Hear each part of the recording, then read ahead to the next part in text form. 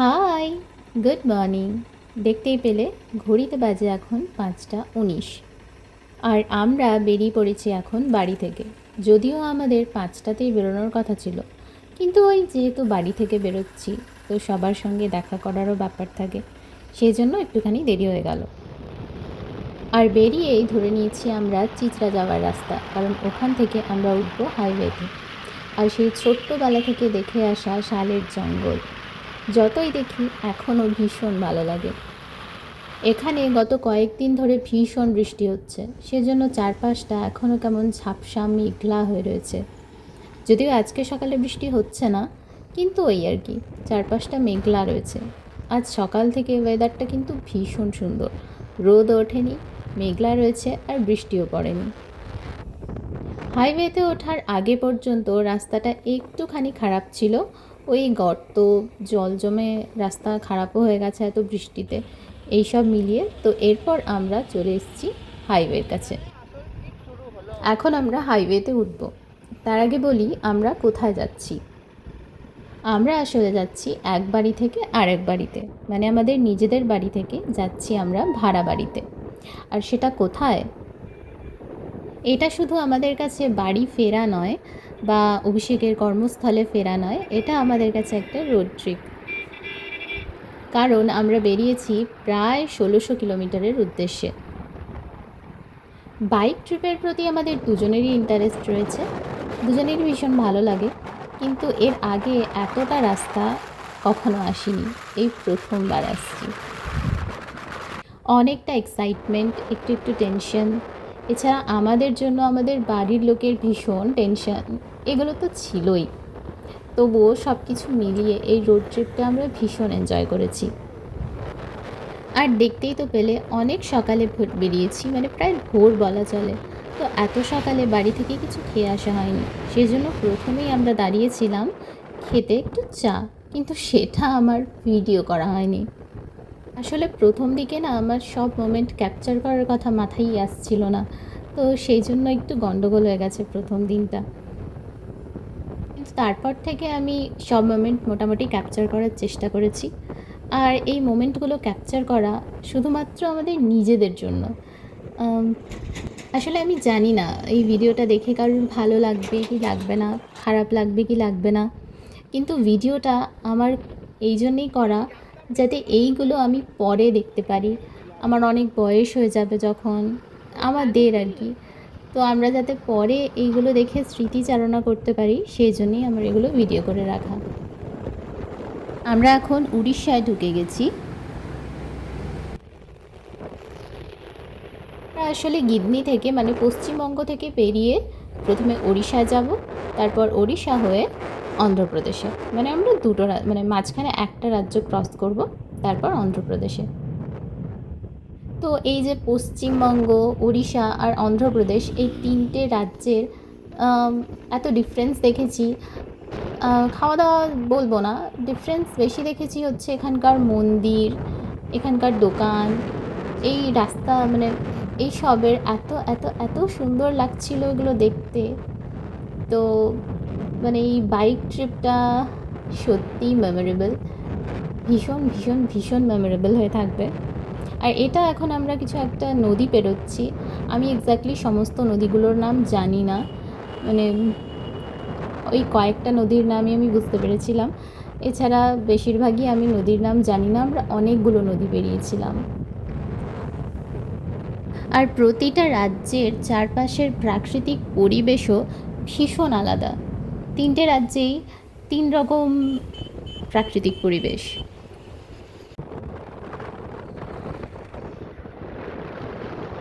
এই যে এটা আর একটা নদী, এর একদিকে নদী আর একদিকে পাহাড়, এত সুন্দর লাগছিল, ভীষণ সুন্দর লাগছিল দেখতে।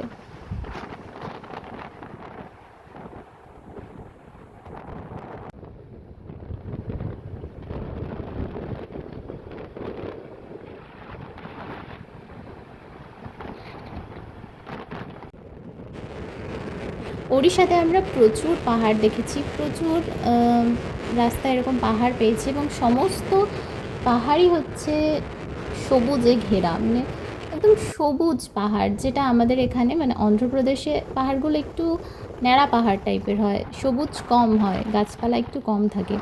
কিন্তু ওড়িশায় সমস্ত পাহাড় দেখেছি একদম সবুজে ঢাকা পাহাড়।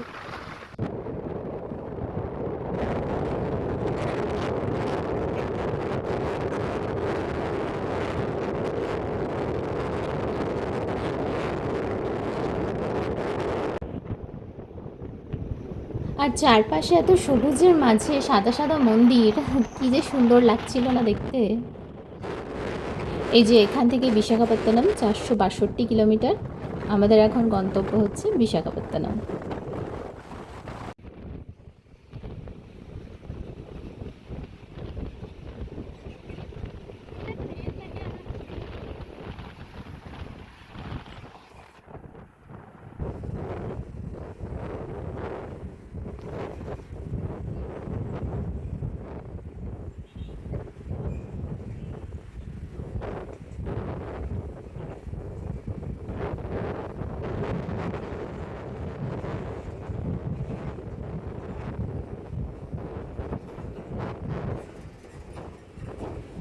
আর এটা বিশাল বড় একটা নদী ছিল, যেটা পেরোতে অনেকক্ষণ সময় লাগছিল।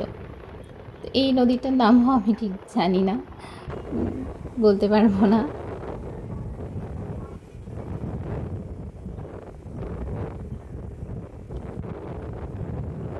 তবে ওড়িশায় যে কটা নদীর ব্রিজ পেরিয়েছি, নদীগুলো বিশাল চড়া চড়া, প্রচণ্ড চড়া চড়া নদী।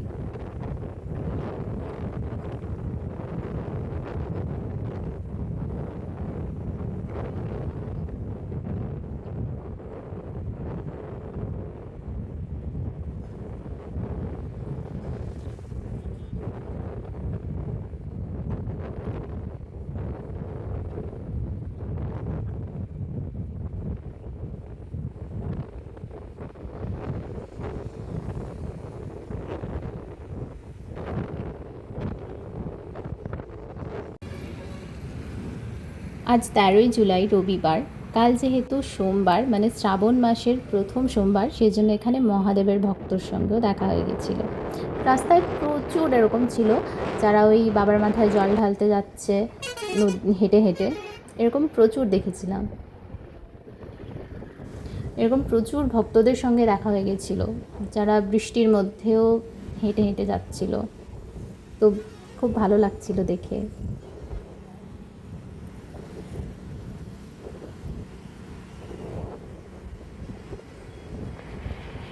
এটা একটা হকি স্টেডিয়াম, দারুণ না? আমারও ভীষণ সুন্দর লাগছিল। তো বেজে গেছিল দুপুর 1টা, আমরাও দাঁড়িয়ে পড়েছিলাম লাঞ্চ করতে। আমরা একদম টাইমে টাইমে খাওয়া দাওয়াগুলো করে নিচ্ছিলাম। তো অপেক্ষা করছি খাবার আসার। আমরা ভেজ নিয়েছিলাম, রাইস, ডাল আর মিক্স ভেজ। আমরা যে 4 দিন এসছি, মানে প্রায় 3.5 দিন আর কি, তো এই পুরোটাই আমরা ভেজ খেয়েছিলাম, ননভেজ কিছু খাইনি।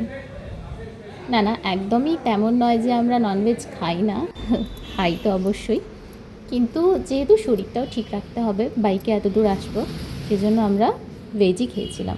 তো খাওয়া দাওয়ার পর আবার বেরিয়ে পড়েছি। এখন দুপুরবেলা, কিন্তু আজকে ওয়েদারটা এত সুন্দর ছিল, পুরো মেঘলা, বৃষ্টি হয়নি, মানে আকাশটা দেখার মতো সুন্দর ছিল। তো বাইক চালাতেও কোনো কষ্ট হয়নি, আমার বসতেও কোনো কষ্ট হয়নি, ভীষণই ভালো ছিল ওয়েদারটা বিকেল পর্যন্ত।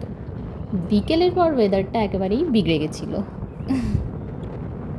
তারপর বিকেলবেলা হঠাৎ করে মানে প্রচণ্ড কালবৈশাখী ঝড় আর বৃষ্টি শুরু হলো, মানে প্রচণ্ড বৃষ্টি, মানে এত ঝড় হচ্ছে সাথে বৃষ্টি হচ্ছে, মানে সোজা দাঁড়িয়ে থাকা যাবে না। আমরা একটা জায়গায় দাঁড়িয়েছিলাম, একটা ছোট দোকানের মতো, সেখানে দাঁড়িয়েছিলাম, মানে এত জোরে হাওয়া দিচ্ছে মনে হচ্ছে নড়ে যাচ্ছি। তো বিকেলের পর ওয়েদারটা ভীষণই খারাপ হয়ে গেছিলো। আর এই ঝড় বৃষ্টিটা আমরা পেয়েছিলাম চিল্কার কাছাকাছি কোনো একটা জায়গায়, তো সেই জন্য আমরা ওই প্রথম দিন ওখানেই স্টে করে যাই। প্রথম দিন ওই জন্য আমাদের যাওয়াটাও একটু কম হয়েছিল, কারণ প্রায় 1 ঘন্টা ধরে প্রচণ্ড ঝড় সাথে প্রচণ্ড বৃষ্টি হচ্ছিল। সেজন্য প্রথম দিন আমরা ওই 450 কিলোমিটার মতো যেতে পেরেছিলাম। আরও 2-3 ঘন্টা বাইক চালানো যেত, কিন্তু ওরম ঝড় বৃষ্টি যদি না হতো। এবার যেহেতু এত ঝড় বৃষ্টি হয়েছিল, আমরা শেডের মধ্যে থেকেও মানে পুরো ভিজে গেছিলাম। যদিও রেনকোট পরেছিলাম, তো সেই অবস্থায় চালানো কমফর্টেবল লাগছিল না, আমাদের ইচ্ছেও করছিল না। তাই আমরা চিল্কাতেই একটা লজে থেকে গেছিলাম। প্রথম দিন আরও 150-200 কিলোমিটার যাওয়া যেত হয়তো, কিন্তু আমাদের ওই জন্য যাওয়া সম্ভব হয়নি। তো এই পর্যন্তই আমি ভিডিও করেছিলাম প্রথম দিন। তারপর তো ঝড় বৃষ্টি শুরু হয়ে যায়, তো সেই জন্য আমি আর কোনো ভিডিও করিনি, একবারে হোটেলে গিয়েই ভিডিও করেছিলাম। কিন্তু এই যে এত সুন্দর পাহাড়গুলো এত কাছ থেকে দেখছিলাম, এই পুরো সবুজে ঘেরা পাহাড়গুলো একটু পরে মেঘ এসে পুরো ঝাপসা হয়ে যায়, মানে একবারে দেখাই যাচ্ছিল না কিছু, এরকম ঝাপসা হয়ে গেছিলো। হঠাৎ করেই মেঘ এসে মানে প্রচণ্ড, বর্ষাকালে সাধারণত এরকম হওয়ার কথা নয়, কিন্তু তাও আর কি প্রচণ্ড জোরে ঝড় আর বৃষ্টি হচ্ছিল। হ্যাঁ, বর্ষাকালে বৃষ্টি তো হবেই, তার জন্য আমরা প্রিপেয়ার্ডও ছিলাম।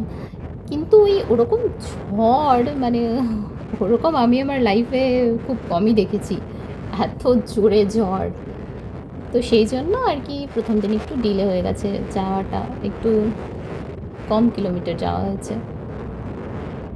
কিন্তু বেশ ভালো লাগছিলো, সব রকম এক্সপিরিয়েন্স হচ্ছিলো, তো ভালো, ঠিক ঠিক ছিল। আর এটা একটা মন্দির, এখানে বেশিরভাগ মন্দিরগুলো দেখছিলাম এই পাহাড় কেটে বা পাহাড়ের ওপরে।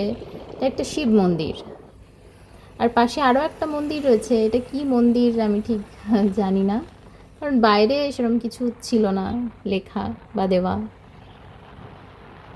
তবে ওড়িশাতেও যেমন অনেক মন্দির রয়েছে, সেরকম অন্ধ্রেও প্রচুর মন্দির রয়েছে।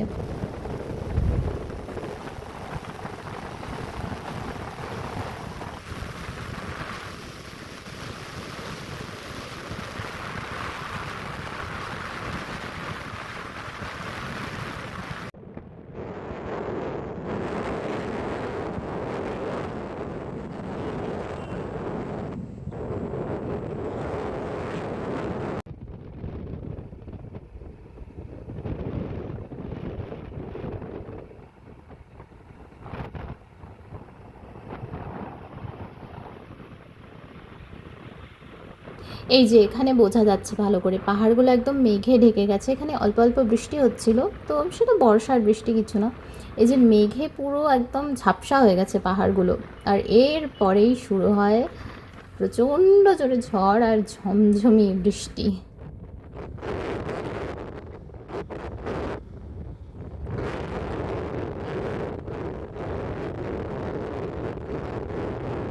বৃষ্টি থামতেই আমরা হোটেলে চলে এসেছি একটা, আর যা যা জিনিসপত্রগুলো ভিজেছে আমার হেয়ার ড্রায়ার দিয়েও একটু শোকানোর চেষ্টা করছে অভিষেক। আর আমি একটু গরম গরম কফি খাওয়ার পর সন্ধ্যাবেলা শুয়ে আছি, যেহেতু আমরা প্রচণ্ড ভোরবেলায় বেরোবো, তো সেই জন্য আমরা তাড়াতাড়ি ডিনার করে শুয়ে পড়বো। তো আজকের মতো টাটা, দেখা হচ্ছে আবার কাল ভোরবেলায়।